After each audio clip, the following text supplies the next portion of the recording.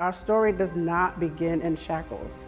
You know, long before the transatlantic slave trade, our people were philosophers, engineers, physicians, herbalists. So we need to tell those stories because that's part of who we are. We had a story to tell, and it was an important story for our country, not just local history, and that if it wasn't told here in a place that was so significant in the history of our country and Africans being brought here, if it wasn't told here, then it would be a huge omission and a serious and abject failure of responsibility. The International African American History Museum belongs in Charleston, belongs in South Carolina. We're located at Gadsden's Wharf, one of our nation's most prolific transatlantic slave trading ports. And when we unearth these spaces, it is a way to come together and unite around a story. The story of my grandparents, Esau and Janie Jenkins, as told here in the museum, is because they were entrepreneurs, they had businesses, they transported people from the Sea Islands to the city of Charleston to work. And they also helped people with education and healthcare, financial means by opening a credit union, starting a school so that those folks on the Sea Islands had the opportunity to have education like everyone else. When we talk about all of the African Americans all over the country that will have roots right here, the reason we have a genealogy center, these are all of the things we mean when we say power of place and why we almost become a place of pilgrimage, that everyone would want to come and see and step in this space just a little bit to learn about our history, but also to learn, I hope, quite a bit about themselves as well. I didn't tell that story for a long time, for most of my life, and now it pours out of me like rushing water.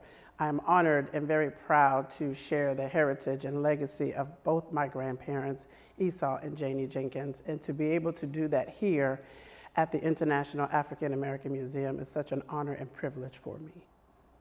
People need to feel the value of their existence. And that's why this couldn't be a slave museum to me. This had to be demonstrative of a triumph of freedom over slavery, a triumph of democracy over autocracy. It should all add up to making sure that every South Carolinian gets an opportunity to have his or her value celebrated and gets an opportunity to have his or her efforts triumph. I hope that the work that we've done here to create this museum can be informative to other communities. I don't really believe in lost stories. I believe in temporarily unspoken stories. And I think bringing the community together and reclaiming the story is restorative. It's not whether or not the story itself is difficult. It's the process of reclaiming that helps us resituate ourselves. And this is a community of history. This is a state of history. This is a nation of history. We all have the opportunity to find these places, uncover these stories, and do something transformational for justice, for community, for restoration, for the generation that will come behind us and reclaim the stories we're creating today. This museum brings with it value. It means that South Carolina is paying homage to the diversity of its citizens, and it means that South Carolina is not running away from its history, that South Carolina is being true to our pursuit of a more perfect union. I am listening. I am learning. I am questioning.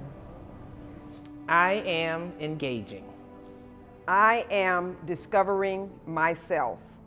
I am on a journey.